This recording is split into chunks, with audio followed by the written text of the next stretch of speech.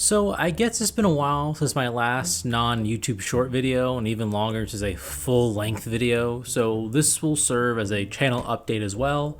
Feel free to skip ahead if you just want to know what comics came out this year that I recommend. I want to be honest, with the way my personal and professional life has been, I'm probably not going to be doing much more than reels for the next year. I have a longer video that I'm working on, and the last part of The Hound of the Night Sky, so expect those in 2026, but overall, Something Central, the YouTube channel, is slowing down. I don't have a lot of time and not as much passion for YouTube as I used to, but I'll never quite give it up. I am likely no longer making comic book reviews. When I make videos or reels, I don't want to pigeonhole myself any longer with just one art medium, though I will continue doing my end of the year roundups. I do genuinely enjoy these and spreading the word on comics everyone should be reading. It does make me sad to say I'm only going to continue doing less, but at the same time, I think what I will be doing will be better, and after a lot of changes in my life, I may be able to get back to making more videos eventually, but not 2026. Here's hoping. Now, onto the video.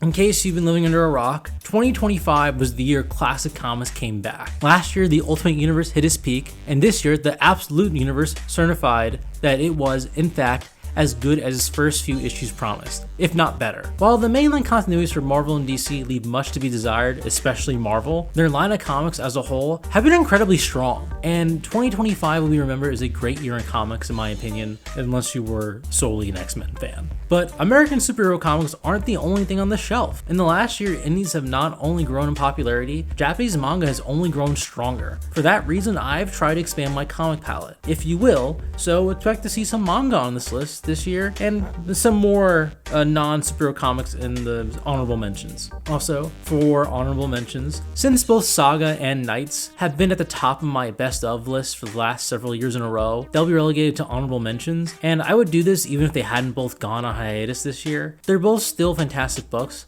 but I've talked to death about how much I love them. They'll lead the honorable mentions. You need to go read Saga and Knights at this point. I don't know what else to tell you. But the honorable mentions for books that came out this year include Absolute Superman, Transformers, G.I. Joe, and Absolute Martian Manhunter. Absolute Superman was admittedly the weakest of the original trinity of Absolute books. That's a wild statement considering how well made, fun, and inventive this book is, as it reinvents Superman in a way that makes the core of his character stand out even more. His art never disappoints, yet classic, yet also hellish feel that Superman hasn't had before, with a villain that brings out the best in Superman while creating a completely new dynamic for the hero. Transformers continues to be stellar in the art department, and his understanding of the characters, especially Optimus Prime, continues to stand out. This year, what really kept it out of my top 10 was how the storylines grew a bit repetitive as the creative teams prepared for a change, and they really found themselves shuffling so many different characters and storylines across two settings that I kind of realized how little the story had progressed after almost 20 issues. That being said, it's still really good. G.I. Joe exists in the same universe as the Transformers, and is only now teasing how these worlds will combine. It's been nothing short of good, but it still feels like this book is preparing for something great rather than truly being great, so it's only an honorable mention. Absolute Martian Manhunter was constantly fluctuating on my list. There were times where it was anywhere from number 1 to number 10, to be honest with you. But ultimately, its inventive art style and way of storytelling proved a little inconsistent for me to rate it in the top 10, especially over ones that I felt I enjoyed more consistently every time they released an issue. I could easily argue it's one of, if not the best book that DC put out this year, but I can't say I enjoyed it the most, as I spent so much more time deciphering its magical intricacies than actually enjoying it. Now on to the top 10. As always, I apologize for any names I pronounced incorrectly from the creators.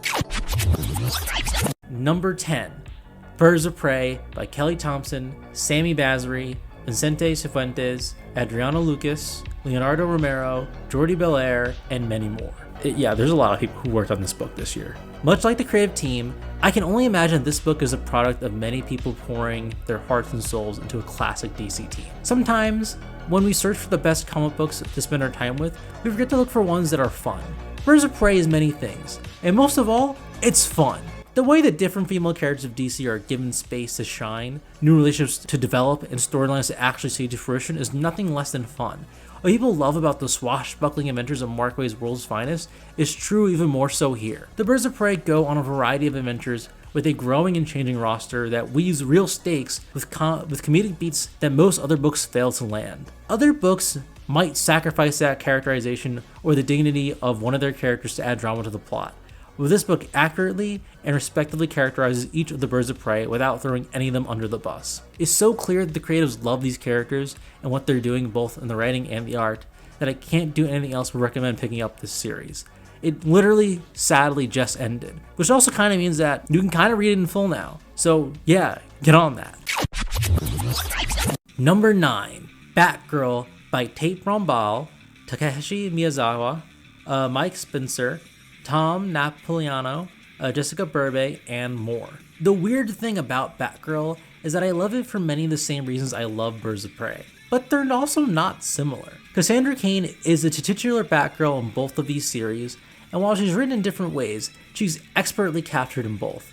In her solo series, we get to deep dive into an aspect of the character we usually don't, her mother's side of the family. There are no other Bat characters, as Cassandra Cain goes through the relatable journey of cleaning up after her mother's mess. The difference between Cass and us, though, is that it's set to the backdrop of the coolest martial arts scenes you've seen put to page, with a tone that's reminiscent of older martial arts movies of yesteryear. This creates a book that offers a different kind of fun than the book that has the same main character. Batgirl truly gets more introspection into her headspace, her beliefs, and her flaws as a hero. Usually, it always revolves around no longer being a weapon, but being a person.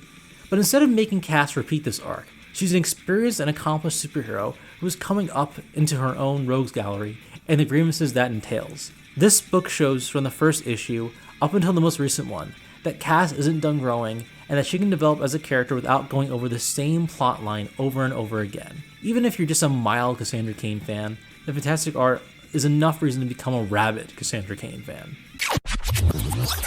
Number 8, Ichi the Witch by Osamu Nishi and Shiro Uzazaki. I told you to expect some manga on this list. Ichi the Witch didn't start this year, but this year has made the bulk of his current run on Shonen Jump.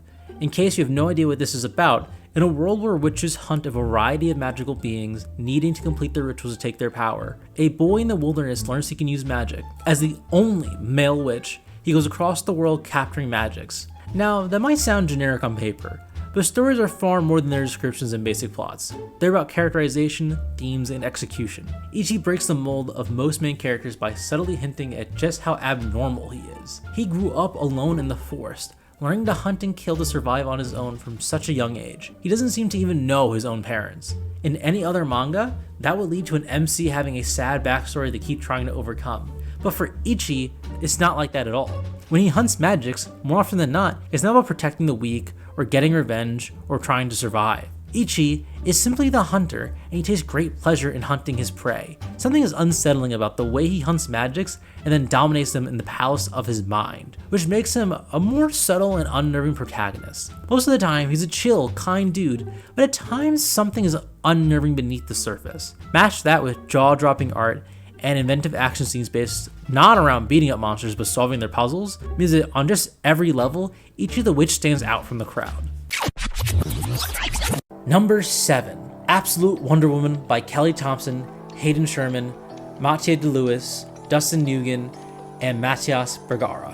What separates the Ultimate Universe and the Absolute Universe is how they flip the hero on his head. In the Ultimate Universe, the heroes and their backstories are tweaked, but they're instantly recognizable. With the Absolute Universe, their backstories are far more than tweaked, to the point that you would think they're different characters entirely, but they never are.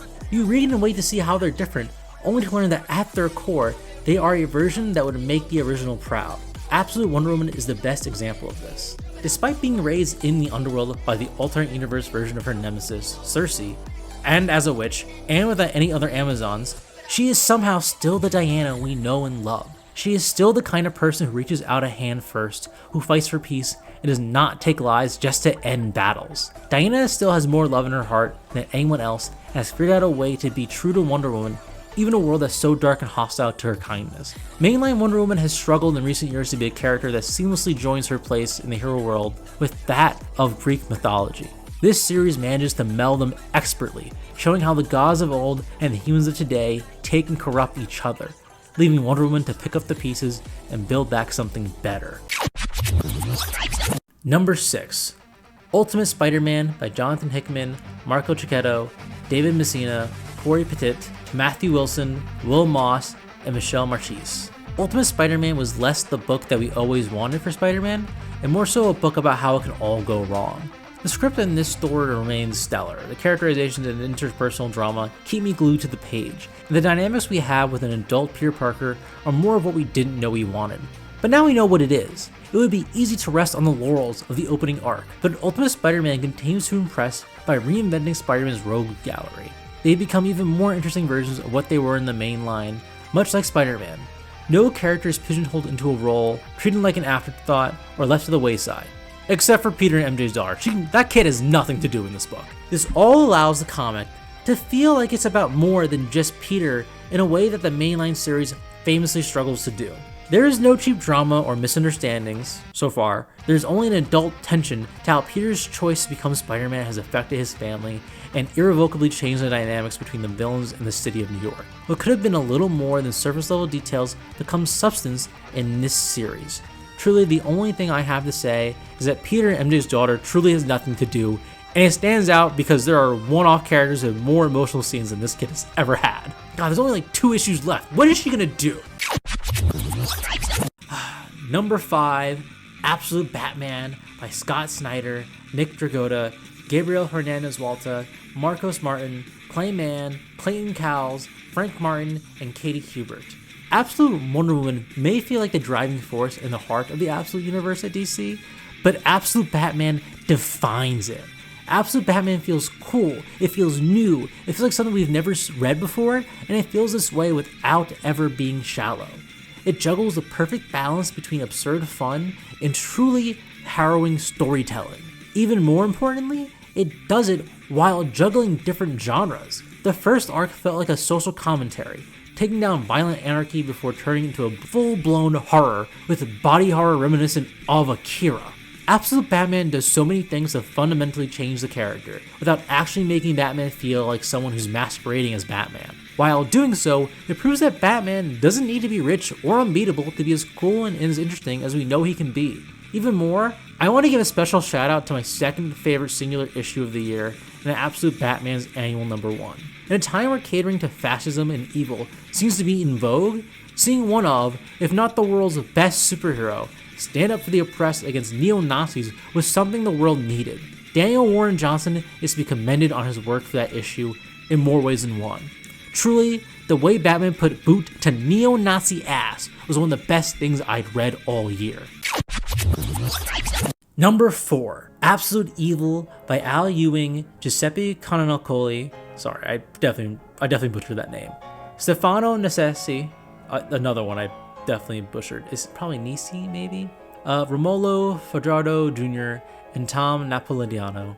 I think I said that a different way than I did the last time. I apologize. More to the point, while Absolute Batman Annual number 1 was my second favorite single issue of the year, Absolute Evil is number 1. This story detailed the creation of the Absolute Universe's Justice League, while also establishing a lot of exposition in a way that was more enthralling than exposition has any right to be. It establishes what kind of universe Darkseid has created, and how hopeless things should be. Yet, at the same time, because it's trying to establish how hopeless the fight for justice is in this universe, the fact that our heroes are succeeding at all, across multiple fronts, makes their harrowing and dark tales all the more inspiring. This issue garners such hope for the future, while also retroactively making the stories that have come before even better. I don't want to dive too deeply into what makes this issue so amazing, because once I start spoiling stuff, there's really not much left to read about. It's only one issue. Again, there's just not much left once I start spoiling everything, so go read this issue. You do yourself a disservice by skipping it.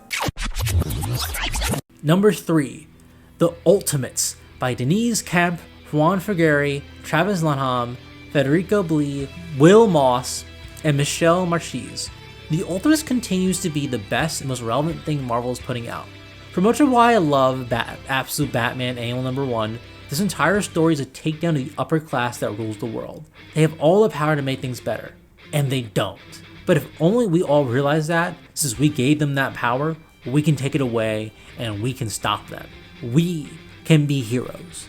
The point of superheroes is to show people how great they can truly be, dating all the way back to when Superman, as we know him, first appeared in 1938. This would then filter down into each and every subsequent superhero worth their stuff in some way or another, with characters trying to live up to Superman's standard and some with how they fail. The Ultimates, more than any other comic on the shelf, embodies this mentality, telling a story of how superheroes can, do, and should inspire people to do more, to be more, even at great cost, because the fight for truth and justice is always worth fighting for, worth dying for, and even worth living for. Number 2, The New Gods by Aram V, Ivan Kangal, and Francesco Segala. The Ultimates best showcase what superheroes can do and what they're supposed to be about. The New Gods is not about superheroes, nor is it truly about people. It's about gods and what we make of them. On a technical level, this book is perfect. There's so much detail, story, and meaning with each frame that this book could have been considered a masterpiece, even if Ramvi's dialogue and narration weren't there. But thank God it is. The New Gods of New Genesis are larger than life in a way beyond even Superman, as they represent things that make the world go round, that allow people to make decisions, and the things that stop them from existing. When the gods find themselves thrown out of their heaven, forced to take scraps from those who once worshipped them, what are they? How do they survive? And do they even deserve to? This volume, if there is ever another, asks these questions in such a way that you have to answer them for yourself, but you don't feel left hanging. The New Gods is a book that reminds us why DC is home to some of the greatest stories in comics, because they're often willing to try and tell stories that ponder big questions that don't necessarily have understandable answers. I'm going to be honest, despite everything I felt I got out of this book, it still feels like I'm not quite smart enough to grasp everything it could be telling me. But that's all the more reason to read it a second time, and for everyone else to read it too. Now, you're probably wondering, how the hell does anything beat the glowing review I just gave The New Gods and The Ultimates? As it turns out, writing a coming-of-age story with devils, raunchy comedy, ultra-violence, and a bunch of losers is actually the peak of fiction. I'm not shitting you. My number 1 is Chainsaw Man by Tatsuki Fujimoto. Somehow, Fujimoto weaves a tale about horndog idiot Denji and absolute girl failure Asa that has so much to say about the childhoods of the youths and how they're being destroyed and left behind, while also satirizing our current obsessions with things as political as guns or as inescapable as death.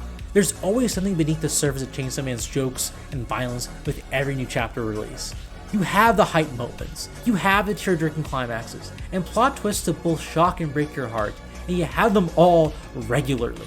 If there's a criticism that I had for the story of Chainsaw Man, it was that there's so much going on, there's also so much that's easy to miss. It's a story that has something for you to discover upon multiple rereads, so that you may better understand the journey that its two protagonists are going through. The only real criticism is how the manga industry preys upon its creators with insane deadlines and output, and it's evident in Chainsaw Man. The action isn't always as clear as it should be, and I think this is in large part due to the weekly cadence of Chainsaw Man's chapter releases. That being said, that doesn't take away from the story Fujimoto is trying to tell, and how much it's going to devastate me as we inch closer to what is likely the end of Chainsaw Man. Unless the reveal is simply the end of part 2, and that there's a part 3. I can only hope.